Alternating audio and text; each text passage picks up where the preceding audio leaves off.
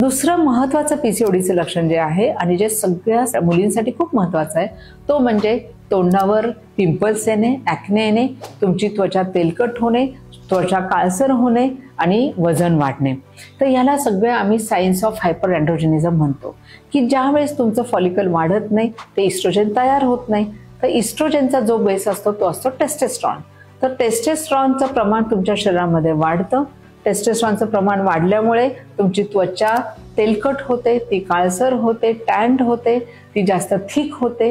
Pimples आणि केसांचं प्रमाण ज्याला आपण हर्सुटिझम असं म्हणतो त्या नको त्या ठिकाणी केस वाढायला लागतात।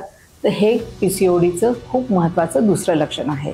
आणि हे खूप महत्त्वाचं का आहे? कारण की हे लक्षण तुम्हाला खूप डिस्टर्ब करत असतं। तुमचा सोसायटल वावर असतो, एस्पेशली ॲडोलसंट एज ग्रुपमध्ये पौगंड अवस्था असते की या अवस्थेमध्ये तुम्ही मित्र मैत्रिणींमध्ये मिक्स होत असतात आणि त्यावेळेस जेव्हा अशी लक्षणं तुम्हाला स्वतःच्या शरीरावर दिसतात त्यावेळेस हे कुठेतरी तुमचा कॉन्फिडन्स कमी करतं। तुमच्या शरीरात काही शंका उत्पन्न होतात की हे माझ्या बाबतीत काय घडत आहे, म्हणून हे लक्षण हे खूप महत्त्वाचं आहे।